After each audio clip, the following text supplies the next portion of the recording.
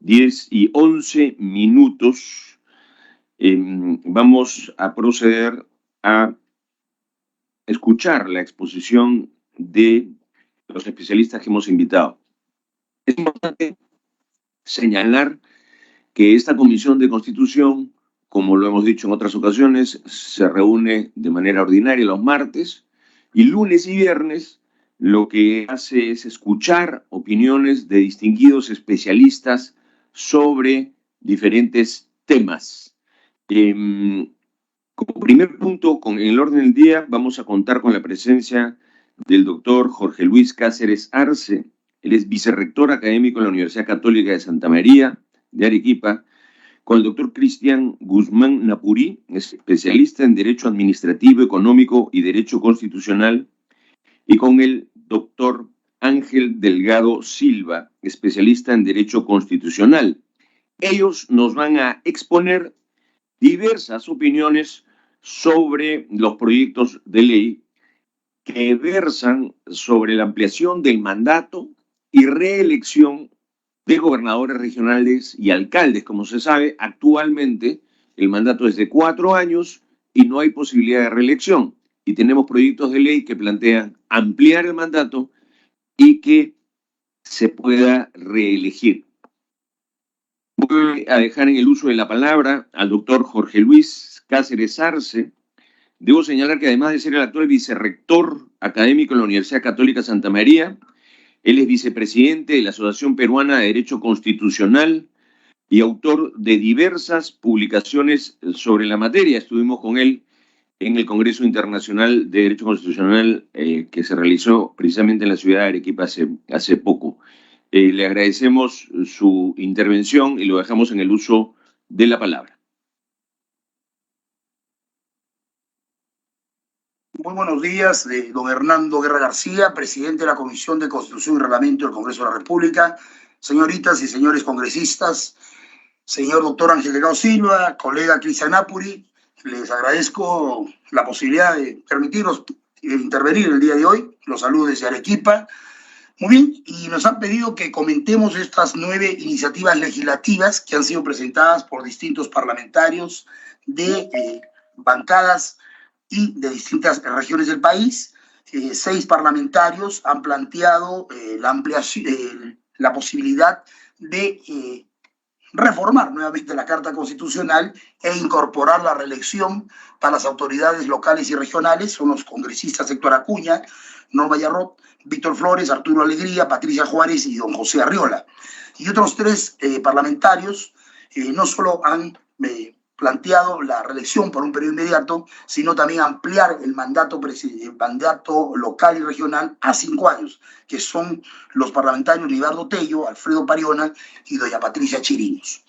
Muy bien, en ese sentido, estas 9 iniciativas legislativas conduciría a modificar normas legislativas y reformar normas constitucionales. Si hablamos de normas legislativas, sería el artículo 33 de la Ley Orgánica de Municipalidades, el artículo 11 de la Ley Orgánica de los Gobiernos Regionales, distintos artículos numerales de la Ley de Elecciones Regionales y Locales, y si descansamos en normas constitucionales, si no estoy equivocado, serían los numerales 191 y 194 de la Carta Constitucional. Muy bien, giran los argumentos de los distintos representantes de la patria, que hablan de cambios de jurisdicción de distintos burgomaestres y alcaldes que eran alcaldes de un distrito. Por ejemplo, aquí en Arequipa hay gente que era alcalde del distrito de Víctor y ha terminado siendo postulante al distrito de La Joya, que es cambio de jurisdicción.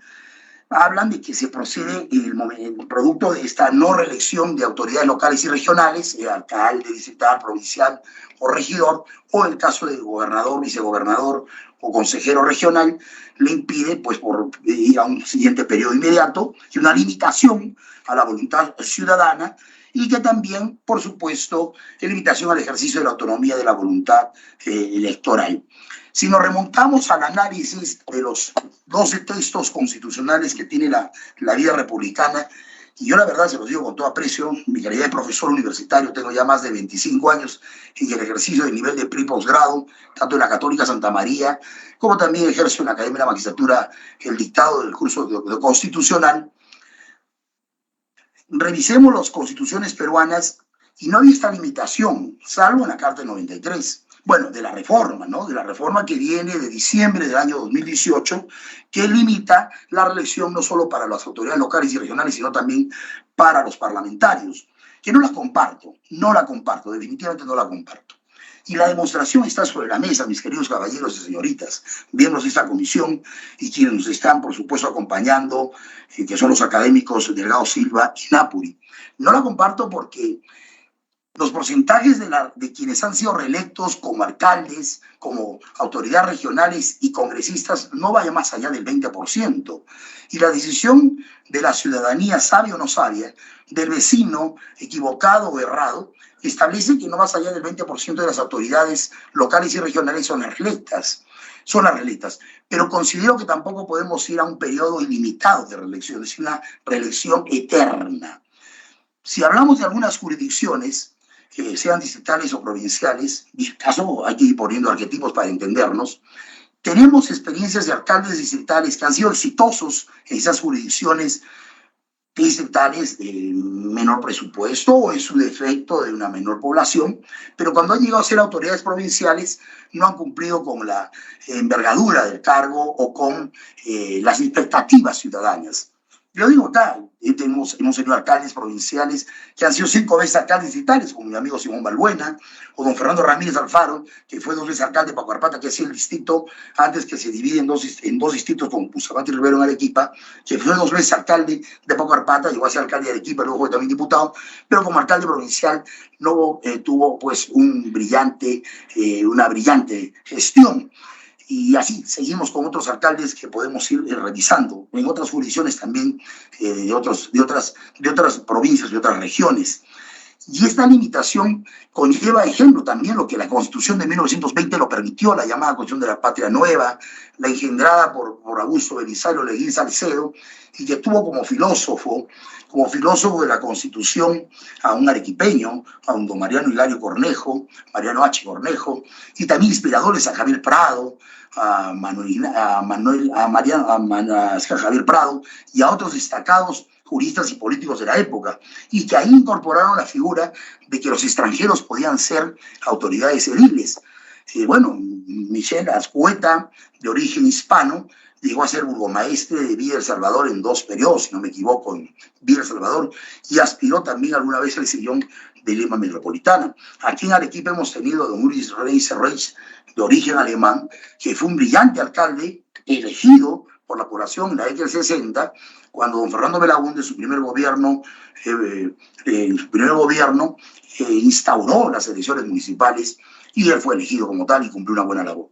Digo a ello que considero que sí es positivo incorporar por un periodo, la reelección de autoridades locales y regionales, y si hacemos una revisión histórica de nuestros 12 textos constitucionales, a lo que el maestro de maestros del derecho constitucional, el autor de elecciones de derecho constitucional, Manuel Vicente Villarán, que luego fue rector de San Marcos, ministro de Justicia en el primer gobierno de Leguía y candidato a la presidencia de la República, en esas elecciones que lamentablemente el mariscal Benavides denegó la decisión de la ciudadanía en el año 36, que fueron muy bien ganadas por Luis Antonio Eguiguren. Bueno, él acudió a una frase célebre, ¿no? El maestro Villarán y Godoy: el Perú republicano se ha pasado haciendo y deshaciendo constituciones, y esperemos que ya no tengamos otro texto constitucional, porque las constituciones en un país, son textos, cierto, no solamente enrocados, hay que reformarlos, hay que adecuarlos, hay que, por supuesto, actualizarlos. No es una norma sobre una piedra intangible, hay que adecuarlos, sin duda, pero no creo que puedan ser expresión de compromisos electorales. Un texto constitucional tiene una postura ideológica, liberal o en su defecto conservadora. Tiene una postura de contenidos axiológicos, deontológicos, filosóficos, históricos, pero no puede estar sujeta a un texto constitucional a pretender cumplir con algunos planteamientos de caudillismos mediocres y sin contenidos ideológicos. Y voy a ello porque esperemos que no tengamos más textos constitucionales, se los digo con toda franqueza, desde una concepción eminentemente académica. Y vamos a ello. Si revisamos las 12 constituciones de la República, comenzamos por la del 23, habla, por supuesto, de autoridades municipales, habla de que debían venir de las ánforas, pero no habla de una prohibición de la reelección. La del 26, con una escasa vigencia de apenas 49 días, la vitalicia de Bolívar, la cesarista de Bolívar, que pretendió pues llevar un gobierno vitalicio, que no tuvo mayor performance y que trascendió en la historia, que se quedó en la historia. Viene la del 28, la carta madre del constitucionalismo peruano, así renombrada por Luis Felipe Villarán, el antecesor de Manuel Vicente, pero que muy bien descrita por el otro gran maestro del constitucionalismo peruano, el doctor Pareje Pazoldán, como la madre del constitucionalismo peruano, la que ahí estructuró el Parlamento bicameral, que hay que seguir apostando con un Parlamento bicameral, con un Senado que no haga las tareas de la Cámara de Diputados, por un Senado reflexivo, por un Senado que se ocupe, por supuesto, de no solo de revisar las decisiones de la Cámara de Diputados, sino un Senado que se ocupe, por supuesto, ejemplo, de las leyes orgánicas, de la ley de desarrollo constitucional, de elegir a los magistrados del tribunal, del defensor del pueblo, del contralor de la República, de terminar acusando a los altos dignatarios de la patria. Bueno, pero eso no es el tema de hoy día de la bicameralidad. Pero la del 28 habla de elecciones, habla de autoridades municipales, habla, por supuesto, de autoridades ediles, que se recoge con la del 23. Recuerden que San Martín, en abril del 22, mediante una ley de desarrollo, a lo que llamaban de desarrollo en ese entonces, crean los departamentos, y Arequipa es creada como departamento en un 22 de abril de 1822, y habla de autoridades departamentales, que eran los presidentes de las juntas, y habla de autoridades ediles. Es por eso que hay un distrito en Arequipa que se llama Sabandía, que es creado un 22 de abril de 1822, y ahí se habla de sus autoridades municipales, ediles, y se habla del mejor vecino, del mejor burgomaestre, del destacado ciudadano o ciudadano, y ser ciudadano era el que estaba investido de caracteres, de una serie de condiciones, pues, definitivamente que conducen a ser una persona representativa del burgo, de la villa, del ayuntamiento, que lamentablemente se han venido perdiendo en el tiempo. Muy bien, y seguimos avanzando. La segunda edición de la Carta del 28, que era del 34, que solo condujo a que Luis José de Orbegoso colocara su firma. Es cierto, la del 34, la Constitución del 34 volvió a hablar de lo que dijo la del 28. Y si se dictó la del 34 fue porque la del 28, los constituyentes del 28, liderados por De la Mar, cometieron un error histórico, incluir dentro de las disposiciones finales que esta Carta del 28 tenía que ser revisada a los 8 años. Bueno, fue revisada y al final fue derogada y se dictó la nueva Constitución, que tuvo, creo, 8 o 10 artículos que fueron modificados frente a la del 28. Conclusión, reiteró que debe haber autoridades ediles y autoridades departamentales a través de los llamados consejos departamentales.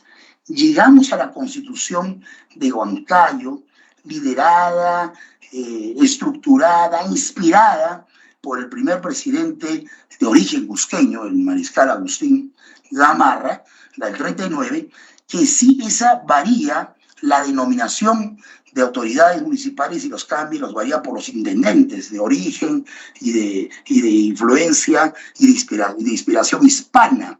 Y es la única que se aparta del origen edil, del origen del ayuntamiento, porque nosotros recogemos la estructura, la organización, la esencia, la normatividad de las viejas ordenanzas del sistema hispano, del sistema español. Ahí está Cádiz, ahí está la histórica Constitución de marzo de 1812, la Constitución de Cádiz, esa carta de origen liberal que recogió con sapiencia los sesudos conocimientos y aportes de más de 300 constituyentes que vinieron de las urnas, de los ayuntamientos, de los fueros de América Latina.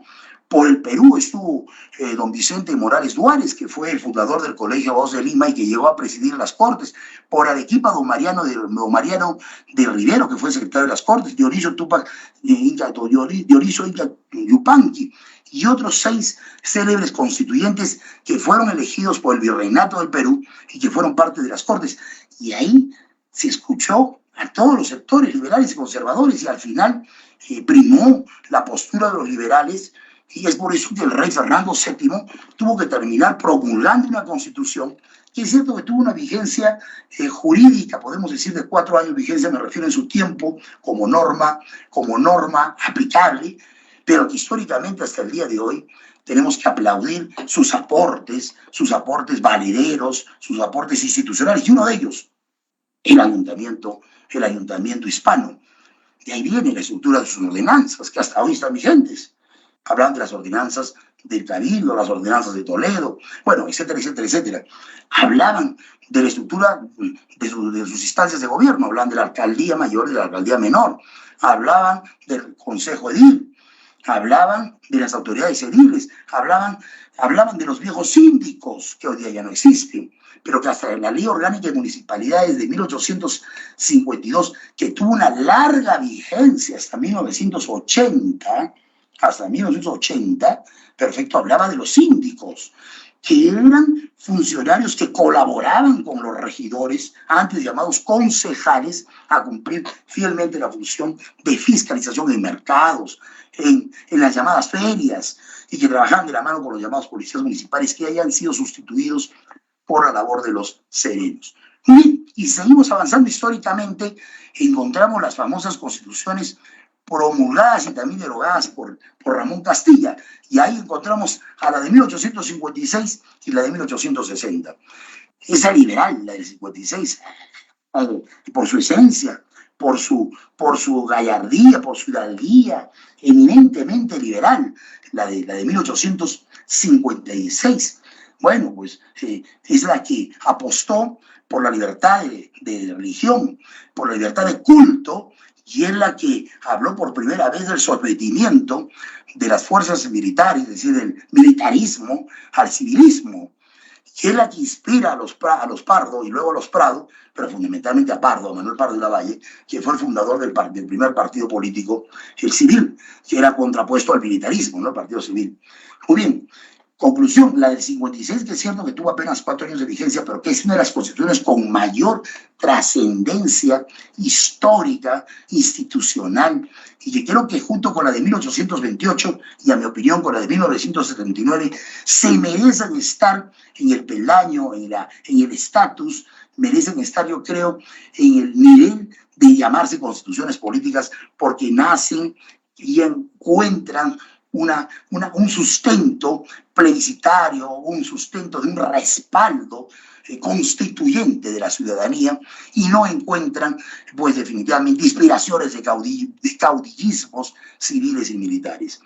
Muy bien, tanto la del 56 como la del 60, que es la que tiene mayor vigencia en la vida republicana hasta 1920, 59 años y algo más de meses, ambas apuestan por autoridades locales elegidas, que no se llega a aplicar, no se llega a poner en práctica, pero que no hablan de limitaciones de una reelección. Bueno, no se pone en práctica, pero no habla de limitaciones.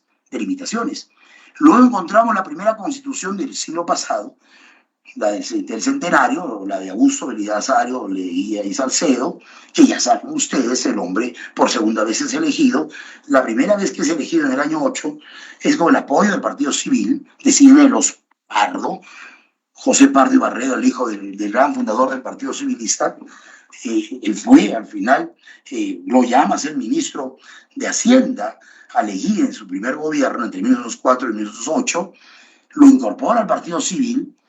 Leguía es elegido entre el año 8 y 12, respaldado por los civilistas, contrapuesto a los candidatos del pierolismo, perfecto, y que fue Billinghus, pero que luego fue también elegido Billinghus, pero que lamentablemente en el año 14, febrero del 14, tuvo que dejar el mando, porque a él es el primero que se le aplica, a don Guillermo Billinghus Angulo, es el que se le aplica constitucionalmente la vacancia por incapacidad moral.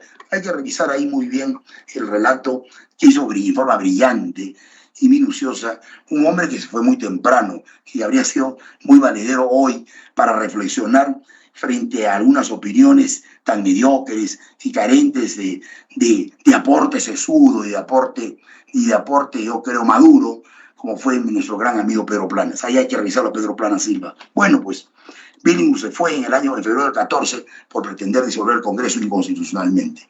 Bueno, pues Leguía, respaldado por quienes eran sus seguidores del Partido de la Nueva Patria, así se denominó, con ellos llega, se adelanta 24 días antes de juramentar el 28 de julio, estaba apurado por asumir el mando.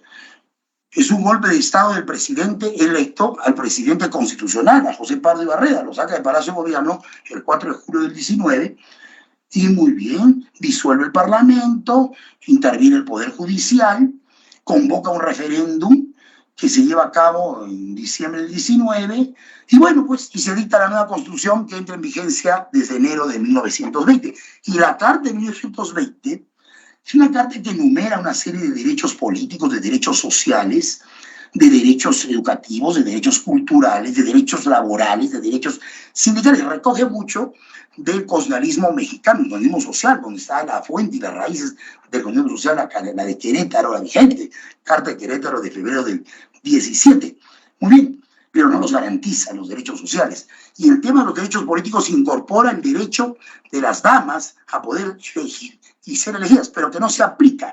Pero en esta carta se incorpora el derecho de los ciudadanos extranjeros a poder ser elegidos. Pero no hay elecciones. Se convocan, pero se suspenden, porque Leguía le incomodaba autoridades locales elegidas y también autoridades departamentales elegidas. Pero ya la carta de 1920 habla de autoridades extranjeras, es decir, ciudadanos extranjeros que podían ser elegidos como autoridades locales, y de las damas que ya podían ser elegidas, y no se aplica, es otra cosa. Por eso, estaban enumerados los derechos ciudadanos electorales, pero no estaban garantizados. Viene la Constitución del 33, porque la Constitución del año 20 fue para Leguía, para sus 11 años. Cae Leguía, se convoca a una comisión integrada por los ilustres pensadores, presidida por Manuel Vicente Villarán, integrada por Víctor Andrés Belaúnde, por Emilio Romero, por Basadre, por Encinas, por Luis Alaiz Pasoldán, por célebres juristas, constaristas, honorables ciudadanos, que le preparan el anteproyecto de la Constitución del 31, que termina en términos generales siendo la esencia un poco remota de la Carta del 33, que incorporó lamentablemente en su artículo 53 la figura política desde una concepción histórica y racional de excluir a aquellos peruanos y peruanas que pensaban distinto, a quienes fueron los inspiradores. Por eso les digo, remota ideológicamente a los inspiradores del anteproyecto del 31, de excluir a aquellos que pensaban distinto, a quienes eran cercanos a la Unión, al partido liderado por Sánchez Cerro y luego por Luis Flores, correcto, que era la Unión Nacional. Muy bien, que fueron los que tenían mayoría en la constituyente del 31 para terminar con la Carta del 33, y señalan que quienes tenían una ideología internacional no podían participar en la vida política. Y por eso los militantes y seguidores de la Torre y los seguidores de las tendencias socialistas y comunistas no podían participar en la vida política, y no participaron ni en las elecciones del 36, es cuando Iguren gana con el respaldo del allismo, del aprismo, ni en las elecciones del 39, que gana Manuel Prado, con el respaldo también del allismo, del aprismo, ni en las elecciones del 45, cuando Bustamante y Rivero gana con el apoyo del APRA, ni en las elecciones con candidato único de Odría del 50, ni en las elecciones del 56, cuando gana Manuel Prado, correcto, pero también con el respaldo del APRA, ni en las, bueno, y recién aparece en el año 62, que ya conocemos en una primera vuelta, por escasos votos a De la Torre le gana Belaúnde, pero que las fuerzas militares no le perdonaron a De la Torre el levantamiento y el derramamiento de sangre de la Revolución de Trujillo del 32. Muy bien, la del 33 vuelve a hablar de elecciones, vuelve a hablar de autoridades municipales y de autoridades de los consejos de las juntas departamentales, de los consejos departamentales, y no habla de una limitación de periodo, pero el periodo habla de 3 años, 3 años, no habla de 4 años. La Carta del 79 es la que habla de 3 años. La Carta del 79 habla de 3 años. No habla de limitación de periodo. Es una reelección abierta. Una carta, pues, célebre. Recuerden que las últimas 10 constituciones priorizan al Estado sobre el ser humano. Ahí está el artículo primero. Abramos la Constitución del 79. la persona humana, que es el fin supremo de la sociedad, estaba en una prioridad sobre el ser humano. La Carta del 79 le reconoce y le otorga estatus a dos derechos fundamentales, a la dignidad y a la identidad, ya reconocidos constitucionalmente bajo ese estatus por la Ley Fundamental de Bonn del año 48. Ojo, que recién nosotros en el año 79 le damos ese estatus. Ahí hay que aplaudir que mentes célebres y mentes tan ilustradas como la de Polar Ugarteche, la de María Riesta, de Javier de Prado, mentes como la de Sánchez, la de Prialé, la de Ernesto Alaiza Brundi, la de Mario Zamora, la de Bedoya Reyes, ilustres pensadores que al final inspiraron no solo el preámbulo, porque fue Causa en el que él redacta con Sánchez y con Ramírez del Villar, ilustre constituyente arequipeño, junto con ellos el artículo primero con Mario Zamora, que llegó a ser, y también el doctor Aramburu Mechana, que llegó a ser decano del Colegio de Voz de Lima, redactan y se inspiran en ese artículo primero, donde le otorgan derecho, principio y valor a la dignidad de la persona humana. Y bueno, y la Carta del 79, una carta que nace, pues, por supuesto, del consenso ciudadano, producto de una asamblea constituyente. Es cierto que salimos de un gobierno de facto, bueno, pero no vamos a ponernos a hablar hoy día de las fuentes históricas, ni ideológicas, ni filosóficas, ni doctrinarias, ni políticas de la 79, pero esa carta, por supuesto, habla de la estructura de tres niveles de gobierno, ¿no? Gobierno local, gobierno regional y gobierno nacional. Y bueno, a través de esa carta, en el año 89 se convocan elecciones regionales y se eligen a los primeros presidentes regionales. Que para mí también es un absurdo haber llevado esa reforma constitucional, que creo que fue solo para cumplir con alguna exigencia singular, subjetiva, de doña Nadine Heredia, que le incomodaba que a los entonces presidentes regionales llamaban presidente y a su esposo igual. Cambiar por el término gobernador, vicegobernador, para mí insignificativo. Y no estamos dentro de un Estado federal, somos un Estado unitario, debieron quedarse como presidentes y vicepresidentes regionales. Ese es mi punto de vista. Para mí trascendente esa reforma constitucional. Muy bien. Y entramos en la del 79, que habla de 3 niveles de gobierno, y ahí hablaba de 3 años del periodo municipal. Y hablan de una reelección abierta. Y en el tema regional de igual. Y llegamos a la del 93. La del 93, que ya tiene más de 28 años de vigencia, la del 93 que reitera la estructura de los 3 niveles de gobierno, habla de una triple autonomía, que la del 79 solo habla de una doble autonomía, amplía, ya no solo habla de autonomía económica, ya no solo habla de autonomía política, sino también de autonomía administrativa, se amplía el periodo municipal a 4 años, sigue hablándose de una reelección abierta, y yo les digo con toda franqueza, comparto que debe haber una reelección por un periodo, no una reelección abierta, indeterminada, indefinida. Un periodo.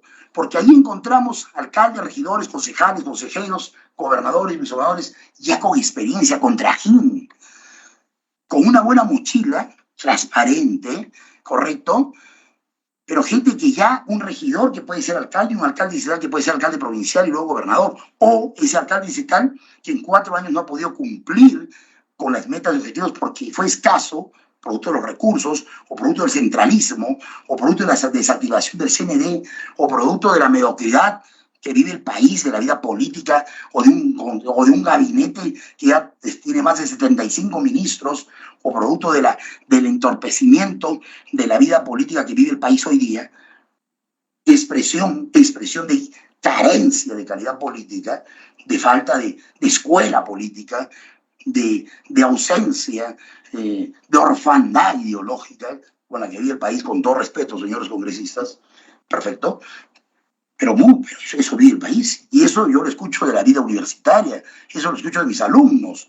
Muy bien, soy ahora autoridad académica, pero no dejo de enseñar en posgrado, y hay que escuchar a los estudiantes, hay que escuchar a los colegas, y eso vivimos de una orfandad ideológica, de una orfandad política, de una carencia de escuela política, y no hay que sentirse incómodo, no hay que sentirse ofendido cuando hablamos de clase política. Es parte de la esencia de la gobernanza, y la gobernabilidad te conduce a tener ciudadanos adiestrados para el ejercicio de la vida política, para la administración de la cosa pública. Muy bien, la Carta del 93 se amplía el periodo, como saben ustedes, se amplía también la autonomía. Muy bien, y en esa conducción de ideas, yo comparto que se puede ampliar por un periodo la reelección tanto de autoridades locales y regionales. Un periodo. La elección eterna no es bueno, no es bueno. Y ampliar el plazo de 4 o 5 años, creo que no. Yo creo que hay que saber, como acá en cada equipo siempre decimos, distinguir la paja del trigo. No pueden ustedes entrar a la comparación del escenario de las elecciones presidenciales y congresales. Creo que no. Creo que no. Son momentos distintos, son instancias distintas, son escenarios distintos, son realidades distintas, son competencias, son atribuciones y son funciones no distantes, no distantes, pero que no las podemos poner en el mismo escenario. Entonces, definitivamente, creo que hay que saber distinguir, hay que saber separar y hay que saber estructurar políticamente estas elecciones. Me parece que sí hay que ampliar el periodo por uno más, es decir, una reelección, para tener gente con mayor preparación, con mayor experiencia, con mayor trajín, y ampliar de 4 o 5 años creo que es, a mi opinión, intrascendente. Intrascendente. Y explico, competencias y funciones entre un gobierno local, regional, frente a un nacional, es distinto. Es distinto. Es distinto. Dejemos los 4 años y permitámosles una reelección por un periodo más, hasta 8. La ciudadanía, la vecindad, es sabia. Y es sabia en saber distinguir entre una buena autoridad local, entre un ciudadano honesto y transparente, diligente, que actúa a favor de la ciudadanía, a favor de la población, que gestiona obras, que resuelve problemas de seguridad ciudadana, problemas de vecindad, problemas de los servicios básicos, frente al que se cruce de brazos y aunque lo pongas con una reelección abierta, jamás lo van a reelegir. Y el porcentaje de las reelecciones, tanto congresales como en la instancia municipal y regional, usted lo conoce, no sobrepasa el 20%. Dejo ahí, creo que mi intervención se ha excedido los tiempos que me han concedido y agradezco al señor presidente de la comisión, don Hernando Guerra García, y a los distinguidos señores y señoritas congresistas por el tiempo concedido y por supuesto también a mis colegas, miembros de la Asociación Peruana de Derecho Constitucional, don Ángel Delgado y Cristian Nápoles. Gracias, muchísimas gracias, doctor, por su exposición. Vamos a proceder a llamar lista. Muchas gracias, doctor Cáceres. Si pudiera mantenerse ahí, porque vamos a hacer, vamos a tomar lista y vamos a pasar a la posición del doctor Delgado para luego, si hay preguntas en conjunto, tenerlas. Pasemos a tomar lista, por favor, secretario técnico. Señores congresistas, Guerra García Campos. Presente. Guerra García Campos, presente. Camones Soriano. Cabero Alba. Cabero, presente. Buenos días. Buenos días, señor. Cabero Alba, presente. Presente. Camones Soriano, presente. Aguinaga Recuenco. Alegría García. Alegría, presente. Alegría García, presente. Juárez Gallegos. Movillano Delgado. Cerrón Rojas. Presente. Movillano Delgado, presente. Cerrón Rojas. Flores Ramírez. Flores, presente. Flores Ramírez, presente. Quito Sarmiento. Presente. Quito Sarmiento, presente. Aragón Carreño.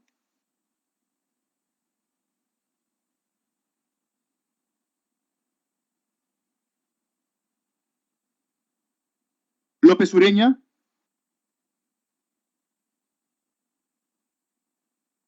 Soto Palacios.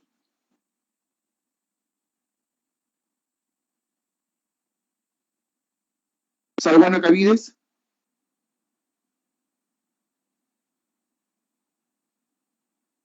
Paredes González.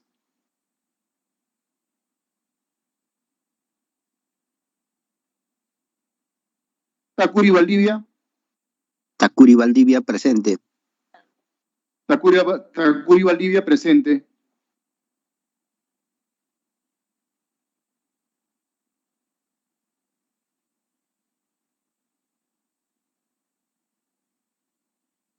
Echaíz de Núñez Izaba.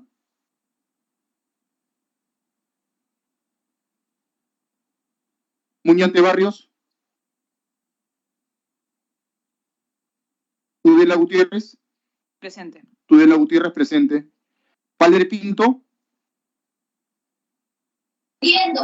Valer Pinto, presente. Valer Pinto, presente. Elías Ábalos. Presente, señor. Buenos días. Buenos días, señor. Elías Ábalos, presente.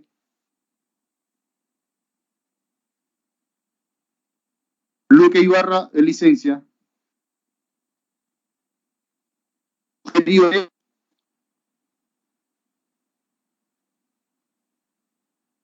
Señor presidente, el señor Geriore está manifestando su asistencia a través del chat. Geriore, presente. Cutipacama. Cutipacama, presente. Cutipacama, presente. Pablo Medina.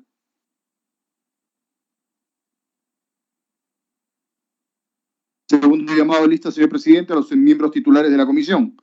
Señores congresistas, Aguinaga Recuenco. Juárez Gallegos. Cerrón Rojas. Aragón Carreño. López Ureña. Soto Palacios. Presente. Salguana Cavides. Soto Palacios, presente. Salguana Cavides. Paredes González. Echaíz de Núñez Izaga. Muñante Barrios. Pablo Medina. Barbarán Reyes. Castillo Rivas. Cordero Yontay. Jiménez Heredia. Morante Figari. Obando Morgan. Revilla Villanueva. Ventura Ángel. Bellido Ugarte. Montalvo Cubas. Portalatino Ábalos. Cruz Mamani. Robles Araujo. Quispe Mamani. Alba Prieto. David Atanasio. Herrera Medina. Amuruz Dulanto. Echeverría Rodríguez. Calle Lobatón. Raimundo Mercado. Pacázar Celada. Paredes Piqué. Señor presidente, ha registrado 14 señores congresistas. El quórum para la presente sesión es de 13 congresistas. Cuenta usted con el quórum reglamentario. Muchas gracias, señor secretario.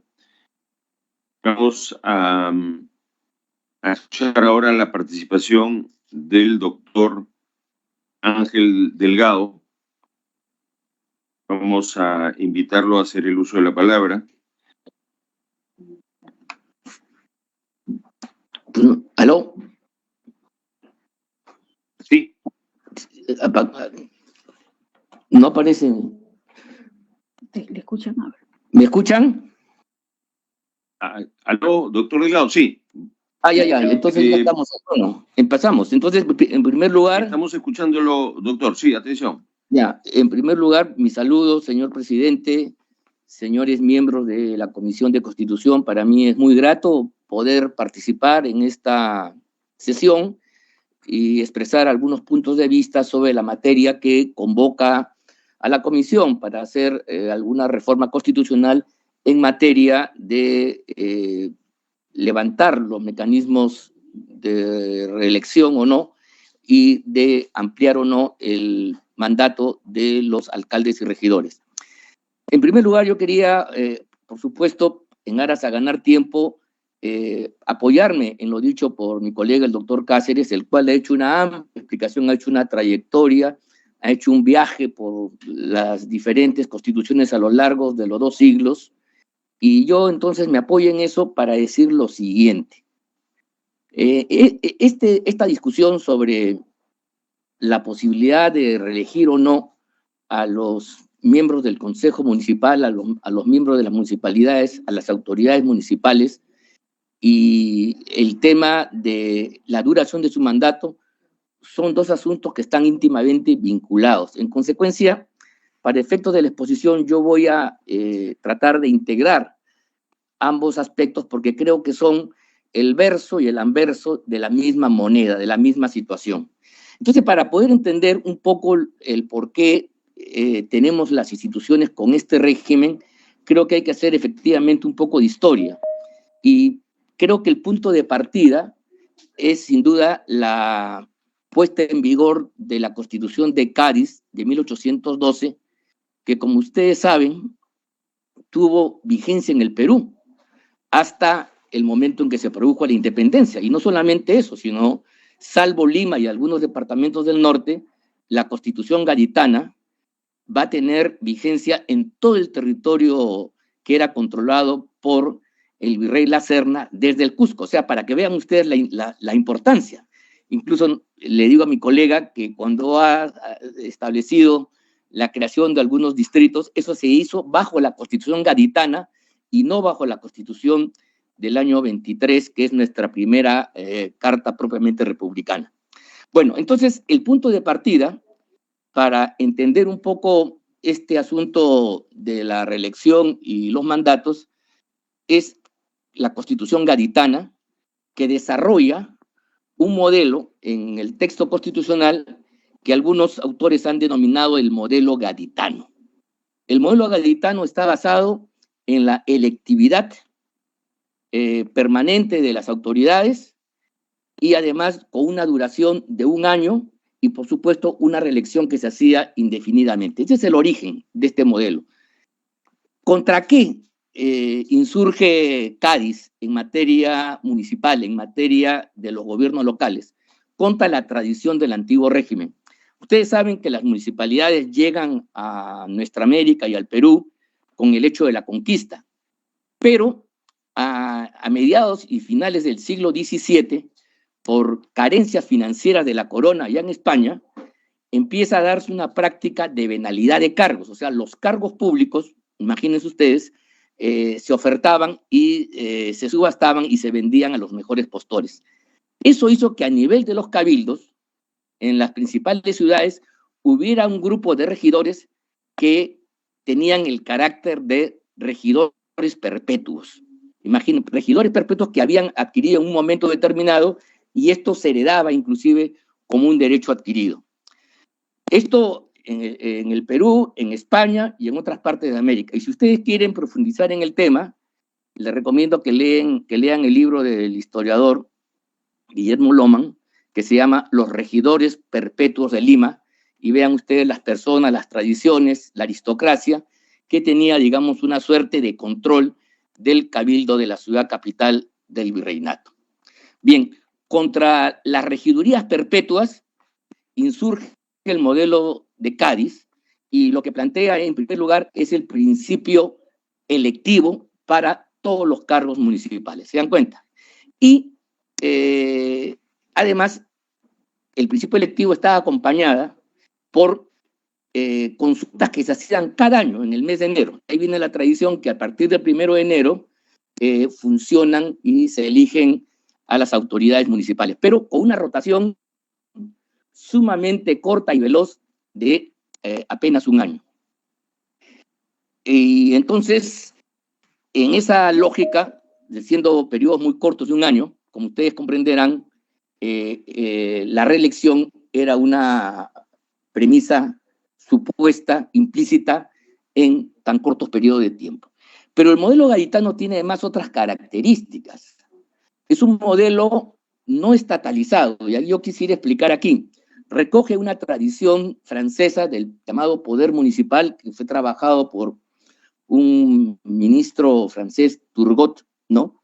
Donde los municipios que vienen de los tiempos medievales, sin duda tienen una trayectoria en toda Europa, entran a los modelos de constitución de Estados-naciones bajo una categoría de que los asuntos de su competencia eran no de derecho público, sino de naturaleza privada, ¿se dan cuenta?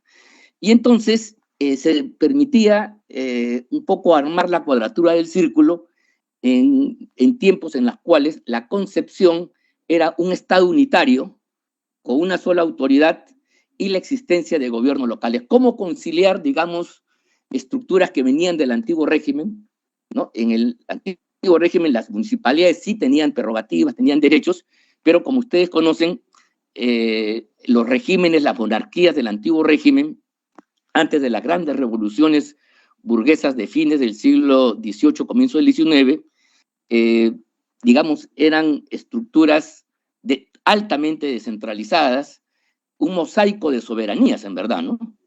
Las revoluciones justamente lo que hacen es integrar y constituir estados-naciones, que es la novedad, que es sinónimo de la modernidad política, y entonces los municipios podían quedar totalmente asociados. Eso explica por qué, en una visión jacobina, revolucionaria de Simón Bolívar, el municipio es una aberración contra la idea de constituir un gobierno central que tuviera como tarea fundamental la de constituir y promover a las naciones que estaban en un proceso de nacimiento y de apertura.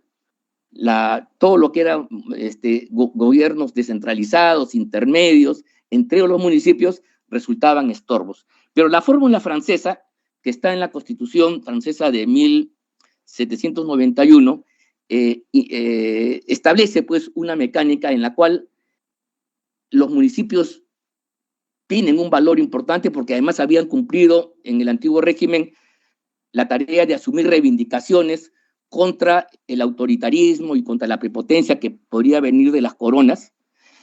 Esa tradición impacta en España también, y por lo tanto entonces el modelo gaditano es uno en el cual las competencias municipales son de naturaleza de derecho privado, es muy importante decirlo, y el alcalde, vean ustedes, cumple una doble función: ser jefe del Consejo Municipal en los asuntos propios, el abastecimiento, el mercado, la limpieza, qué sé yo, que se consideran asuntos de derecho privado, y en tanto funcionario también era parte del aparato estatal, cumpliendo funciones, por ejemplo, como la recaudación de tributos o organizar las milicias. O sea, para algunas tareas, el alcalde era funcionario público y representante del sistema de gobierno nacional, que además, en ese momento, siguiendo a Francia y a la Revolución, tenía una estructura de gobiernos territoriales basados en la constitución de departamentos, provincias, distritos y autoridades, como son los prefectos, los subprefectos y los gobernadores. ¿Se dan cuenta? Por esa razón, cuando estaba presente el gobernador, o la autoridad política, prefecto, subprefecto, el que presidía el Consejo Municipal era la autoridad política. ¿Se dan cuenta? Porque había una subordinación. El alcalde ocupaba el nivel más bajo, pero el Consejo Municipal, sus tareas eran fundamentalmente de derecho privado. Entonces, y además hay una cosa que hay que decirlo con todas sus letras: la naturaleza de los cargos de los miembros del Consejo, exactamente como decía en las normas de entonces, tenían un carácter concejil, es decir, que no eran remuneradas, no eran trabajadores, servidores profesionalizados, y además el concejil se consideraba una especie de carga. De ahí incluso que, vean ustedes, antes de las reformas borbónicas había una deserción, porque cada vez que se quería nombrar autoridades locales, estas tenían que asumir con su propio peculio, todas las contingencias que podían existir en ese momento. Entonces, no es que había dietas, no había una remuneración para el alcalde, sino estos cargos eran de naturaleza concejil. Es una palabra antigua, pero que revela justamente el hecho de que no eran cargos remunerados, no eran cargos profesionales, sino era la misma población la que se autogobernaba, ¿no? Esta tradición inclusive se va a mantener avanzada la República, y ahí viene el concepto que algunos de ustedes han escuchado en algunas novelas de nuestros grandes,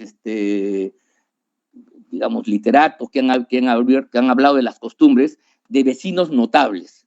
O sea, los municipios hasta avanzado el año 84, 85, eran cargos no remunerados, ni para el alcalde ni para los regidores. Esto de las dietas y esto de las remuneraciones nace con la Carta del año 79 y se aplica a partir del año 84 para adelante, donde en la nueva ley orgánica de municipalidades que se dictó para esa fecha, se establece, digamos, por fin, la existencia de remuneraciones para estos cargos. Entonces, como ustedes pueden entender, en base a esta introducción, la lógica de tener pequeños periodos una vez al año. Y luego, posteriormente, como bien ha dicho el doctor Cáceres, a partir, digamos, ya de comienzos de siglo, el municipio se va estatalizando, o sea, va adquiriendo características ya de derecho público, y hoy día, por ejemplo, nadie podría negar que las municipalidades son parte del orden jurídico estatal, y por lo tanto los funcionarios y los sistemas son los mismos que operan a nivel nacional con las características propias de cada localidad. Pero vean ustedes, en una concepción de esta naturaleza del modelo gaditano, obviamente el problema de la reelección era una cosa de suyo que estaba aplicada a periodos sumamente cortos. A comienzos de siglo, ya con la ley de 1992, empieza a establecerse el tema de los 3 años, que efectivamente, como bien recuerda Cáceres, es restablecido a nivel constitucional por la Carta del año 79. Y esto es importante decirlo, porque aquí se han enfrentado 2 tradiciones. En el ámbito nacional, la tradición ha sido, por lo menos la que arranca en el siglo pasado, en el siglo XX, ha sido por la no reelección inmediata. En la década del 30, en la Asamblea Constituyente del año 1933, que da lugar a la Carta de ese año, 1933, estaba fresca la experiencia de Leguía, que había tenido, su mandato lo había extendido hasta en 3 oportunidades. Se había reelegido. Y frente a eso entonces se estableció la no reelección inmediata en la Carta del año 33, se repite en la de 79, ¿no? Y viene la modificación, y viene la modificación en el año 93, la famosa interpretación auténtica que todos ustedes conocen, y luego cuando ya retorna la democracia, tenemos esta tradición constitucional de que el presidente de la República no se puede reelegir inmediatamente. Esa es la tradición, digamos, nacional, con la cual creo que ya hemos llegado sobre este tema a importantes consensos. Y sobre todo, si nosotros vemos el panorama latinoamericano en los últimos años, hemos visto cómo, violando este principio, en Venezuela, en Bolivia, en Ecuador, quienes habían llegado por el voto democrático cambian sus constituciones y se reeligen por periodos mucho más largos. ¿Se dan cuenta? El principio de la no reelección, además, como ustedes saben, nace en México, a raíz de la revolución. El origen de esa gesta, en 1910, es la lucha contra el gobierno de Porfirio Díaz, que se había eternizado, y entonces este gran prócer Madero caminaba por las calles y los pueblos planteando sufragio efectivo y no reelección. Por eso que en México la no reelección es definitiva. Bueno, esa tradición un poco la vivimos acá, luego de la experiencia de Leguía, y por eso entonces se ha establecido una suerte de tradición constitucional de que el jefe de Estado o jefe de gobierno solamente puede ser reelegido luego dejando un periodo intermedio. Ahora bien, esta tradición constitucional, que ha tenido su propia lógica, por supuesto, no estaba enganchada con la tradición municipal. Viniendo de la experiencia del modelo gaditano, de periodos cortos y reelección indefinida, hemos tenido esa lógica de dejar que los alcaldes puedan reelegirse cuantas veces puedan, y en algunos lugares hemos tenido 4 o 5 periodos seguidos, en algunos lugares, incluso acá en Lima, para ya no hablar de pueblos y ciudades en otras partes del territorio. Entonces, creo yo que el alineamiento que se intentó hacer, ¿no?, con la reforma constitucional, estableciendo la no reelección inmediata, tiene, digamos, de aspecto meritorio el que quiera alinear, ¿no?, la no reelección del presidente con la no reelección de los alcaldes y los gobernadores regionales. Sin embargo, yo creo de que hay una diferencia sustantiva, A nivel local, las características, justamente lo singular del régimen local, su cercanía a la población, permite, creo yo, y justifica de que un alcalde reconocido pueda tener un periodo suficiente para concluir aquellas obras y servicios en demanda de la población. Y claro, los niveles de manipulación, digamos, si es que se puede hablar así, que pueden darse a nivel nacional, en los ámbitos locales donde hay un conocimiento más cercano, un face to face, como podemos decir, una aproximación entre las estructuras estatales y la sociedad organizada, digamos, podría ser deseable, creo yo, que podamos ir a una reelección, pero por una sola vez, para evitar, digamos, el vicio de que en algunas comunidades se aletargue la conciencia cívica y se reelija, pues, efectivamente, alcaldes que yo he conocido en mi experiencia ya han sido personas muy reconocidas, muy eficientes, pero la vía democrática también debe oxigenarse a través de un recambio oportuno. Creo que es inconveniente la norma tal como está en el texto actual de la Constitución 2003 modificada, de prohibir la reelección inmediata.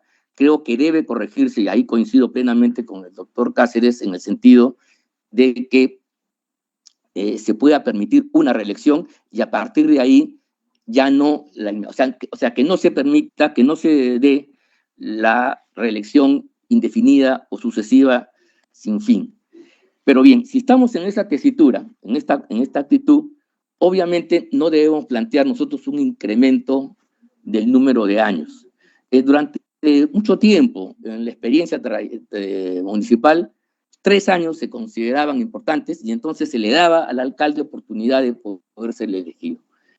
En fin, se elevó a 4, eso ya es un hecho, pero creo que si vamos a hacer una reforma de permitir una reelección inmediata, no debiéramos jalar el otro extremo de esta dupla que camina de modo conjunto, que sería la posibilidad de incrementar de 4 a 5 años.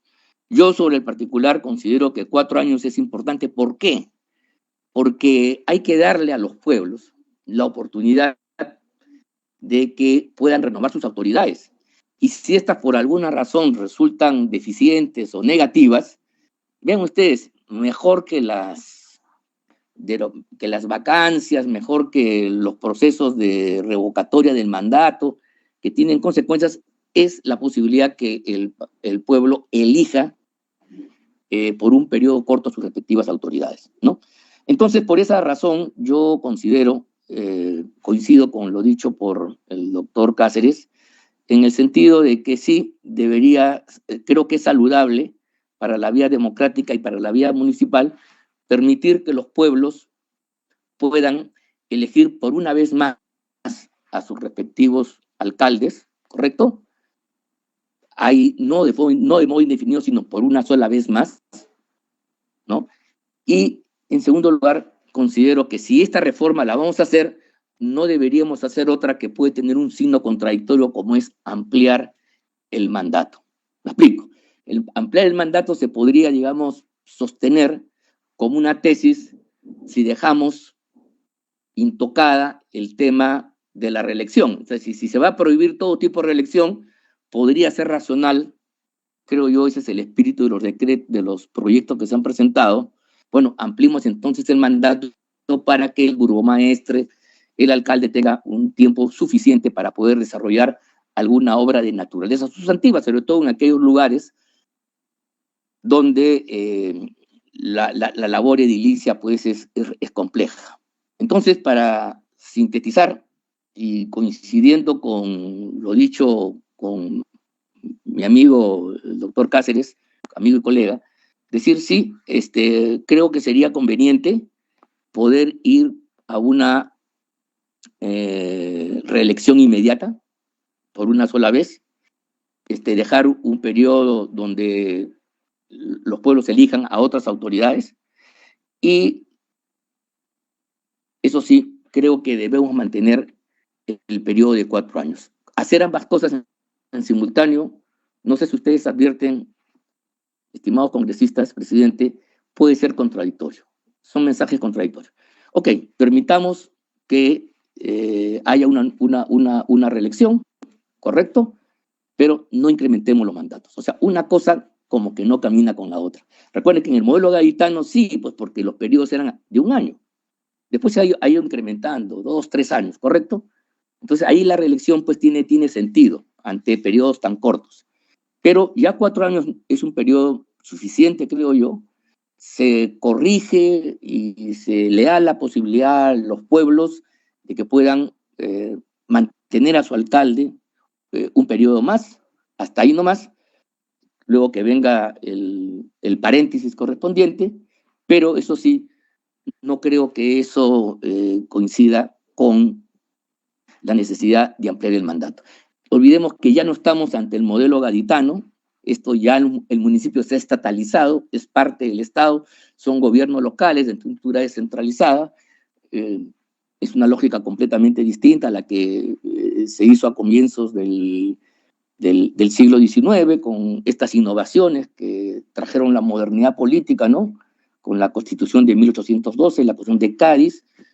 Estamos en un modelo donde ya los municipios han ingresado con derecho propio, con legitimidad propia, al ámbito estatal.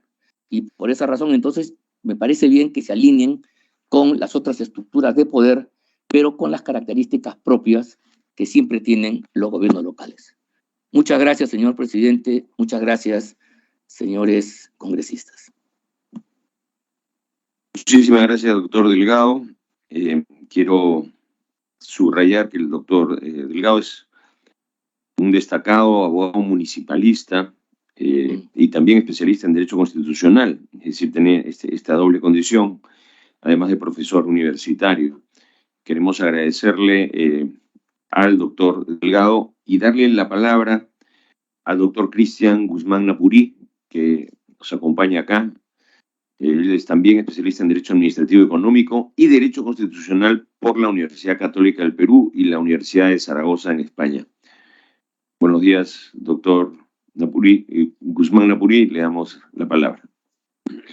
Sí, muy buenos días, muchas gracias por la invitación, señor presidente de la Comisión de Constitución, señores, señoritas congresistas presentes en la comisión, a mis amigos Jorge Luis Cáceres y Ángel Delgado, muchas gracias también.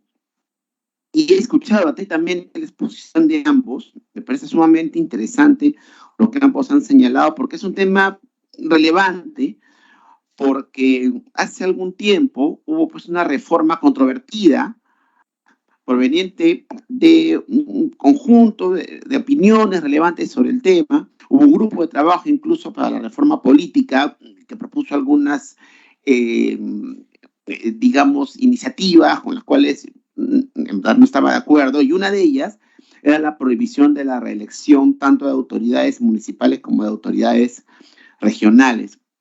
Y explico por qué, ¿no? Y antes de pasar al segundo tema, que es el de la ampliación de mandato. Con lo cual también estoy de acuerdo, pero hay que hacer ajustes, luego lo vemos. Pero en primer lugar, yo creo que sí es relevante permitir a las autoridades locales y regionales por lo menos una vez reelegirse. ¿Por qué? Porque el periodo de tiempo que tenemos para implementar políticas públicas es bastante corto. La política municipal y regional no es como la política nacional, ya lo dijo hace un rato el doctor Cáceres, no es lo mismo, ¿ya? La política local, la política municipal es lenta, ¿verdad?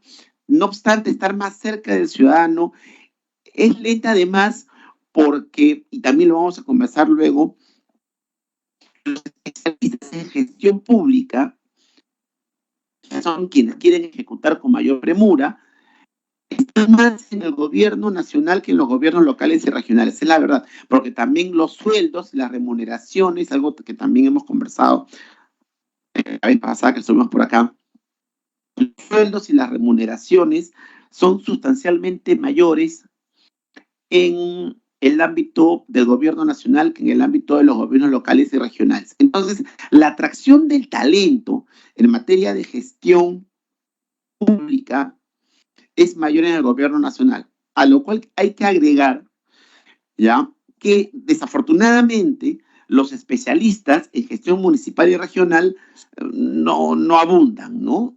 Son relativamente pocos y como bien señaló el presidente de la comisión, por ejemplo, nuestro amigo Ángel Delegado es un reconocido especialista en administración descentralizada y en derecho municipal y regional. Y así como él, hay varios otros.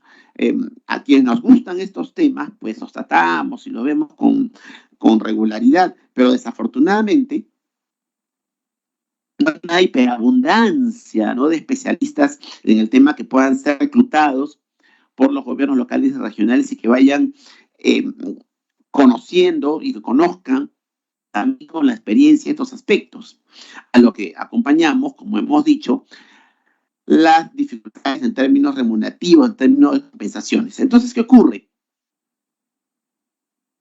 A nivel local y regional, los tiempos se hacen cortos, ¿no? El primer año, querrámoslo o no, es un año de inducción, ¿no? Es un año de aprendizaje, donde las nuevas autoridades, porque claro, como no hay reelección, se van a hacer nuevas, ¿verdad?, tienen que adecuarse al cargo, ¿no? Claro, a veces pasa que postula, pues, a alguno de los funcionarios de la organización edil anterior o de la organización regional anterior y obtiene el resultado favorable para el siguiente periodo, pues es posible, pero no siempre ocurre, ¿no? Y aún si ocurriese, igual necesitamos un periodo de inducción. Y además vamos a incorporar nuevos funcionarios, nuevos servidores a la organización municipal que también tienen un periodo de inducción. Entonces, ese primer año es un año complicado. Y el último año es un año también complicado, ¿verdad? ¿Por qué? Porque tenemos a los gobiernos locales y regionales buscando terminar de ejecutar y no les ha pasado, pasa todos los días, no les ha pasado discurrir en auto o transporte público por algún distrito, ¿no?, y ver las calles rotas. ¿Por qué siempre las calles rotas están en el último año de mandato municipal? Qué curioso, ¿no? Bueno, no es curioso, no es coincidencia, ¿ya? Yo vivo en San Borja y a veces paso para ir a la oficina por Surquillo, por Miraflores, y vemos calles rotas en todos lados. ¿Por qué? Porque requerimos ejecutar. La vez pasada, en este mismo recinto, estábamos conversando acerca de incorporar una causal de vacancia en el caso de deficiencias en la ejecución presupuestal por parte de los gobiernos locales y regionales. Y habíamos estado señalando que habían serios problemas de ejecución, ¿verdad? Serios problemas de capacidad de gasto. Y esos problemas de capacidad de gasto, pues los evidenciamos el último año de mandato. El último año de mandato es evidente que tenemos estos problemas de incapacidad de gasto. Entonces, claro, tampoco estoy diciendo que la reelección sea una panacea para esto, ¿eh? Lo que estoy diciendo es, oye, facilitémosle a los gobiernos locales y regionales la implementación de políticas públicas, pero también facilitémosle el acceso a mejoras sustanciales en materia de gestión. Porque si no es así, el riesgo es, claro, tener 5 años de mala gestión y 5 años más, o perdón, 4 años más de mala gestión. ¿Verdad? Entonces, ¿qué pienso yo? Que deberíamos incorporar políticas y mejoras en materia de gestión pública para efectos de asegurar un gobierno municipal, un gobierno regional eficiente y que este gobierno municipal y regional, precisamente por esa eficiencia que ha mostrado durante el ejercicio del cargo, pueda ser reelegido. He revisado las estadísticas, están presentes en varios de los proyectos de ley, y notamos que en realidad la tasa de reelección a nivel regional y municipal es relativamente baja, ¿no? alrededor del 20%, del 25%, depende del periodo electoral. Pero esta reelección es relativamente baja, ¿ya? Yo cuando revisé el proyecto de ley de reforma constitucional, mi percepción es que no está sustentado, ¿no? Mi percepción es que no había un sustento adecuado en términos de gestión pública, no había un sustento adecuado en términos políticos. Yo creo que el análisis costo-beneficio era incompleto, no había una comparación entre los beneficios esperados de la reforma constitucional frente a los riesgos de mantener la situación como estaba. Porque, insisto, si el nivel de reelección es relativamente bajo, entonces, ¿por qué complicarnos la vida prohibiéndola cuando más bien necesitamos una lógica de incentivos? ¿Qué significa esta lógica de incentivos? Lo que también para los congresistas, ojo, también quiero decir que no estoy de acuerdo con que se prohíba la reelección congresal. Esa es otra historia, pero tiene que ver, ¿no? Tiene que ver, porque hay una lógica de incentivos, ¿ya? Porque claro, un alcalde, un regidor o un gobernador regional, los consejeros regionales, un incentivo poder ser elegidos, ¿no? Claro, si realizan una buena gestión, porque el electorado está atento, ¿verdad? A la gestión que se va a realizar, lo que se está realizando. Entonces, claro, la recompensa ante una gestión exitosa que la hay, han habido alcaldes y gobernadores regionales exitosos, ha habido administraciones locales exitosas, evidentemente hubiésemos esperado que esa administración se mantenga. Me ha pasado, por ejemplo, en mi distrito de San Borja, que claro, han habido gestiones municipales exitosas y hubiésemos querido que esa gestión se quede un periodo más. Pero lamentablemente ha pasado en varios distritos de Lima que la siguiente gestión no ha sido tan exitosa, ¿ya? Y hubiese sido ideal, ¿no?, que esa autoridad municipal o esa autoridad regional se quede un periodo más. Eso sí, yo creo que un periodo más suficiente, ¿no? Yo creo que reelección municipal y regional inmediata por un solo periodo y luego permitir reelección con hueco, ¿no? Es decir, dejando un periodo y cumplido ese, el candidato puede volver a postular sometido a las mismas condiciones, ¿no? Eso sí, sometido a las mismas condiciones. Lo que sí no estaría bien es permitir elecciones indefinidas. Hemos tenido casos de alcaldes que se han mantenido en el cargo 2 periodos, 3 periodos, hasta 4. ¿No? Eso sí puede generar problemas porque puede enquistar situaciones indebidas, actos de corrupción. Entonces eso tampoco lo podemos permitir. Lo que sí podemos es generar esta reelección inmediata que podría beneficiar la gestión, pero esto debe ir acompañado, claro, ya no en la Constitución, pero sí probablemente en las leyes orgánicas, ya, y en la interacción del gobierno nacional con los gobiernos descentralizados, un acompañamiento permanente para una mejora sustancial en la gestión pública. Eso por el lado de la reelección inmediata. El periodo.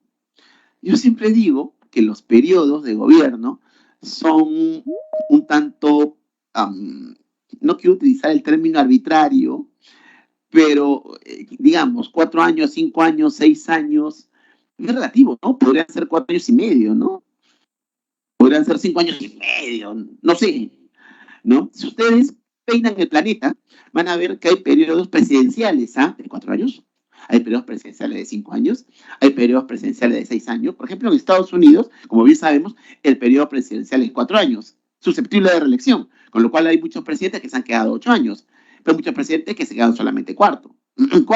Por ejemplo, Bush padre, o por ejemplo, Jimmy Carter, o sin ir muy lejos hace poco, ¿no?, Donald Trump, ya que se quedaron un solo periodo, o sea, los 4 años, pero eventualmente podrían quedarse 8 años. Eso es eficiente, a los gringos les funciona, ¿no? A los gringos les funciona y efectivamente, si el presidente no ha sido bueno, o el electorado no considera que ha sido bueno, pues lo castiga no eligiendo.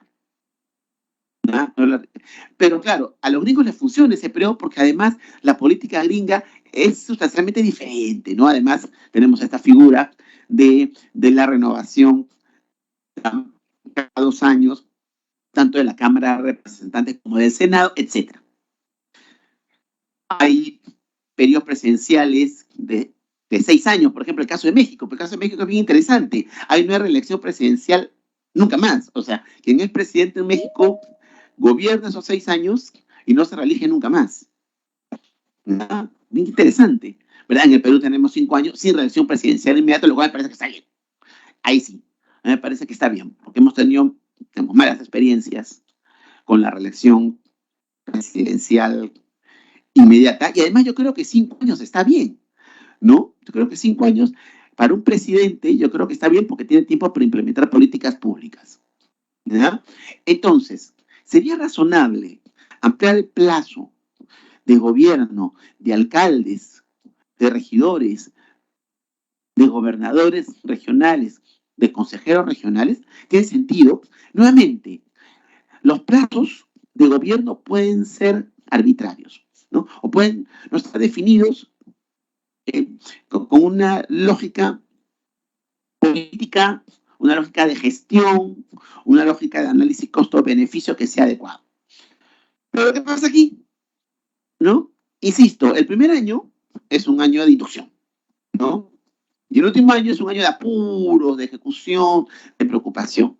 Sobre todo porque el gobierno local y regional está cerca al ciudadano, ¿no?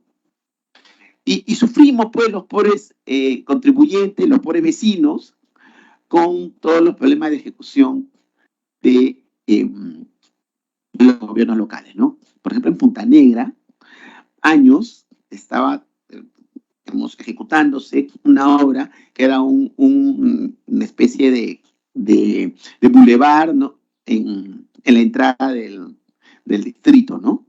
Este bulevar tenía 4 años de ejecución, 4 años, ¿ya?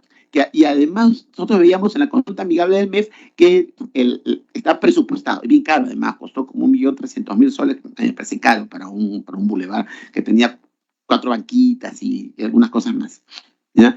Y recién lo están concluyendo, es más, deben estarlo por inaugurar. Miren qué fecha estamos, ¿no? Estamos ya quincena de noviembre, casi terminando el año y casi terminando el periodo municipal, ¿ya? Y además ahí el gobierno municipal de Punta Negra hace un drama, porque hubo una vacancia, ¿ya?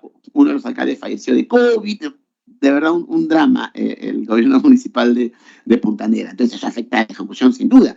Pero ¿por qué nos apuramos en ejecutar? Porque se acaba el periodo, ¿no? Entonces probablemente un periodo de gobierno de 5 años podría ser interesante. Pero no solamente eso. ¿Cuál es el momento? He visto en los proyectos de ley que se propone intercalar, ¿no? Intercalar de tal manera, ¿no?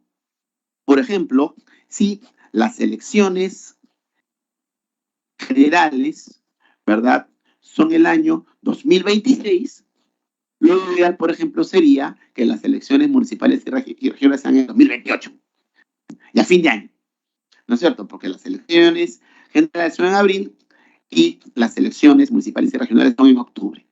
Entonces, un lapso de 2 años y medio entre uno y otro da, digamos, descanso y vigor a la vez a la administración electoral, porque las elecciones son caras. Yo trabajaba en la OMP años y he visto in situ cómo operan las elecciones regionales y municipales. Es otra logística. Es más, a mí me parece que hacer elecciones municipales y regionales es más complicado que hacer elecciones generales, porque las elecciones generales, mal que bien, son 3 elecciones, ¿ya? Las elecciones de congresistas, las elecciones de la plancha presidencial y las elecciones de Parlamento andino. Las elecciones municipales son unas 2.000 elecciones, ¿no? Son en realidad 2.000 elecciones chiquitas. Son 2.000 elecciones cada cual con su propia problemática, ¿no? Con su propia problemática. A lo cual hay que sumar las revocatorias. Y ahí quiero hacer una precisión también. Yo creo que también fue un error limitar las revocatorias, porque yo creo que es una con otra, ¿no? Una con otra. Entonces, si vamos a ampliar el plazo vamos a generar reelección inmediata, yo creo que además deberíamos fortalecer las revocatorias. Y se lo digo por experiencia. Yo, cuando trabajaba en la OMPE, tuve la oportunidad de ir a inspeccionar elecciones a distritos, provincias alejadas, y veía que efectivamente esa revocatoria iba a ser saludable, porque ese alcalde ya no gozaba del respaldo popular. Claro, también es verdad que muchas veces esto es atizado por el teniente alcalde. Y nuevamente, lo que hay que hacer es fortalecer la gestión. Fortalecer la gestión. ¿Ya? Una con otra. Porque claro, el riesgo es generar un círculo vicioso, ¿no? Es el riesgo. Yo creo que fortalecer la gestión para que nuestro alcalde sea un tigre, ¿no es cierto? Nuestro alcalde sea un rockstar, haga bien las cosas. Si lo hace bien, será elegido. Y si lo hace bien, no será ni revocado ni vacado. Esa es la idea, creo yo, yo estoy de acuerdo con la reforma que se está planteando, pero insisto, debe acompañarse de un conjunto de elementos que haga que esto sea eficiente. Porque ¿qué buscamos? Buscamos mejorar la gestión, ¿verdad? Buscamos mejorar la relación de los gobiernos locales y regionales con la gente. Buscamos fortalecer la democracia. Buscamos fortalecer el desarrollo, porque qué mejor que un gobierno local regional fuerte, eficiente, para generar desarrollo económico, social, ¿verdad? No hay duda alguna que eso ayuda muchísimo, muchísimo. Y como decía, es necesario, pues, que los funcionarios, los servidores de los gobiernos locales y regionales estén empoderados, ¿no?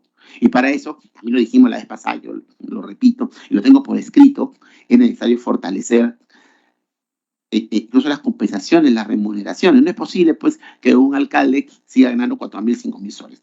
No tiene sentido. Bien, muchas gracias. Muchísimas gracias, doctor Guzmán Apurí. Si alguno de los congresistas tuviera a bien hacer alguna pregunta, alguna inquietud, alguna intervención, abrimos el rol de oradores. Yo tenía una primera duda para nuestros expositores, que tiene que ver con una reflexión no jurídica, pero más bien entre social y económica.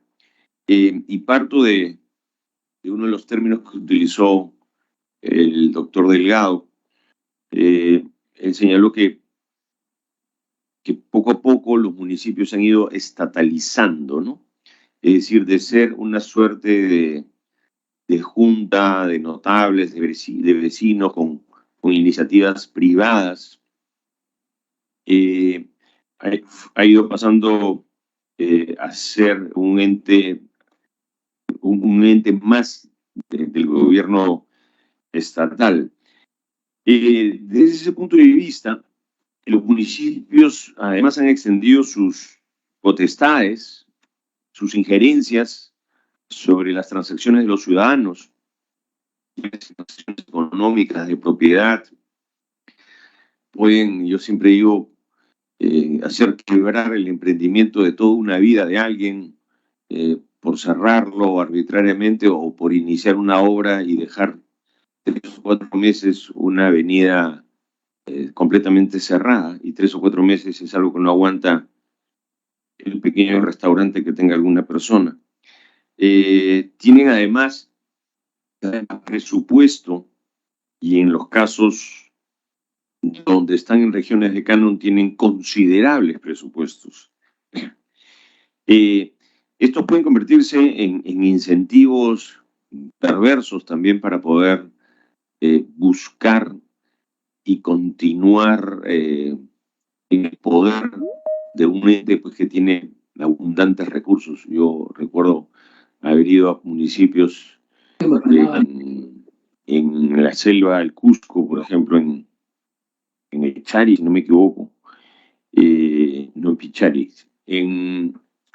y haber visto, pues, municipios con recursos tanto que se hizo el Palacio Municipal alrededor de una piscina. Esto puede distorsionar el interés vecinal. La reelección muchas veces fue hecha, pues, precisamente para evitar estas corrupciones.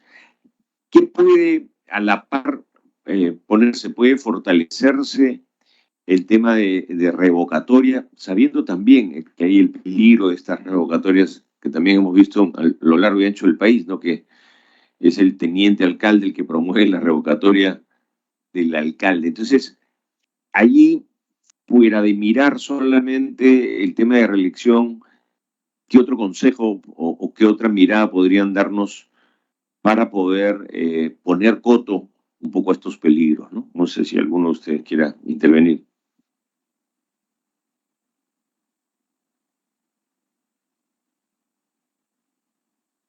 Doctor Guzmán Amorí. Sí, como yo decía hace un rato, yo siempre estuve de acuerdo con la revocatoria. De repente, la manera como estaba diseñado originalmente en la 26.300, de repente era un diseño como que muy permisivo, quizá. Pero ahora nos hemos llegado al otro extremo. Claro, o sea, es una lógica de péndulo. Yo creo que habría que buscar un justo medio aristotélico, ¿no? O sea, digamos, buscar no complicarla ni facilitar demasiado y asegurarnos que ese alcalde que se está yendo, o esos regidores que se están yendo, o ese gobernador regional que se está yendo, o ese consejero regional que se está yendo, ocurre o lo es porque verdaderamente es malo, porque verdaderamente ya perdió el apoyo popular y no, como bien estamos señalando, lo señaló usted, lo han señalado también los expositores, porque el teniente alcalde o alguno de los regidores ha atizado la situación, ¿no? Entonces, yo creo que ahí hay que hacer un ajuste, que es un ajuste legislativo, ya no constitucional, ¿no? Y hay que fortalecer estos mecanismos que ya son a nivel administrativo, de acompañamiento del gobierno nacional a los gobiernos locales, sobre todo en materia de ejecución, porque como usted bien señala, tenemos un problema de ingentes recursos, ¿no? para muy mala ejecución, ¿no? Y entonces, y además ahí se genera un círculo vicioso, porque hay problemas sociales que dificultan la inversión, que a su vez dificultan la ejecución y se hace un círculo vicioso. Lo que tenemos que hacer más bien que ese círculo sea virtuoso, ¿no? Más bien que el gobierno regional, el gobierno local ejecute mejor para que la población esté contenta con la ejecución, para que a su vez esto genere beneficios en términos justamente de la ejecución, porque claro, mientras más tranquilo soy, mejor ejecuto, ¿verdad? Entonces, ¿cómo hacemos eso? Ese es el gran reto, ¿no? Yo creo que hay también un acompañamiento que ya es administrativo, ¿no? Ya es a nivel de PCM, ya es a nivel del MEF, ¿no? De cómo acompañamos a los gobiernos regionales y locales en su mejor ejecución, ¿no? Yo creo que también va por ahí. Gracias. Doctor Delgado. Sí. Gracias. A ver. Al respecto, yo quería decir que efectivamente hemos pasado del modelo gaditano, que es muy flexible, es un municipio que expresa a la sociedad, al vecindario antes que al Estado. No se olviden ustedes que es una época en la cual se está conformando los gobiernos nacionales, el Estado-nación, la idea misma de nación. Esas son las preocupaciones de la época, y en consecuencia la preeminencia de este régimen, que inclusive bajo la forma federal centraliza para poder lograr justamente una nueva constitución. Finalmente, las repúblicas implica un nuevo régimen, y ese nuevo régimen, sin duda alguna, le pone el énfasis a las tareas nacionales. Entonces, el municipio, en el modelo gaditano y en el modelo francés del poder municipal, que además se refleja, si ustedes quieren ver, revisen la Constitución del año 23, y en el capítulo respectivo a la municipalidad el título es el poder municipal. Eso es una incógnita. ¿Por qué será, no? Alguien puede pensar que es un súper descentralismo. No, simplemente es la teoría de Turgot del poder municipal, tal como ya lo he podido explicar. Entonces creo que la lógica y el sentido de la pregunta del señor presidente tiene que ver con crear condiciones de gobernabilidad, justamente. Entonces, claro, ampliar la posibilidad de reelección le daría al alcalde, en teoría, si es que ha cumplido, por supuesto, con el pueblo, una posibilidad de ejecutar 8 años. Y la revocatoria es un mecanismo que creo yo que ya existe, está también legislado en nuestra Carta Constitucional, pero a la luz de la experiencia que yo conozco, se aplica realmente a menos del 10% de gobiernos locales y mucho menos a nivel de regiones. Y de ese 10% como máximo, nunca ha pasado esa barrera. Hagan ustedes la estadística. Los casos en los cuales se ha producido una votación que revoca el mandato de alguna autoridad municipal es porque efectivamente han existido condiciones que hacen que la gente se una, se movilice para tal efecto. O sea, en otras palabras, quiero decir, no basta que el alcalde y su gobierno municipal sea malo o mediocre, sino tiene que ser pésimo para abajo, por lo menos en la experiencia. Salvo la experiencia de Lima, que un poco traumó a muchos en torno a la señora Villarán, que tuvo algunas características propias, pero en el resto de las experiencias, las revocatorias inciden muy poco. Yo alguna vez yo pensé que podía haber generado un grado de ingobernabilidad a nivel municipal, pero no es tanto. Además, no se olviden ustedes que dentro de ese periodo de darle gobernabilidad al municipio, a diferencia, por ejemplo, de lo que pasa con el gobierno nacional, la lista que tiene mayoría en las urnas, tiene mayoría en el consejo, tiene un número de curules que implica la mitad más uno, cosa que no sucede, por ejemplo, en el ámbito nacional, ¿no? Entonces, creo que sí, hay que legislar, hay que modificar, ¿no? Atendiendo a las condiciones de gobernabilidad, y creo que el régimen municipal, en la medida que pueda permitir la oportunidad de reelegirse por una vez más, es correcto. Ahora bien, como quiero terminar nomás diciendo que 5 años, a mí la verdad ya no me parece, 4 años es suficiente. No olvidemos que estamos hablando de experiencias municipales. Y vean ustedes el país, no se queden en el espejismo de Lima o de algunas grandes ciudades. La mayoría de municipios son municipios muy chiquitos. Tenemos como 1.600, 1.700, hay la estadística de municipalidades, ¿no? Sobre todo las distritales, son sumamente pequeñas. Entonces hay que pensar en ello, ¿no? Entonces, mientras más elementos le metamos, mientras más perfeccionismo se quiera hacer, podemos estar sin querer lesionando las condiciones de gobernabilidad. Y creo que eso es importante tenerlo en cuenta a la hora de tomar una decisión. Muchas gracias.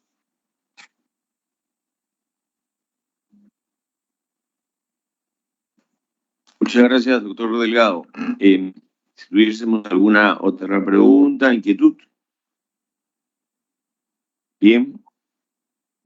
Queremos agradecerle la presencia a nuestros distinguidos especialistas, al doctor Cáceres Arce, al doctor Guzmán Apurilla, al doctor Delgado Silva, por habernos acompañado en esta sesión extraordinaria en la que hemos escuchado pues estas opiniones sobre el tema de la reelección o el aumento de 1 año en el mandato de los alcaldes.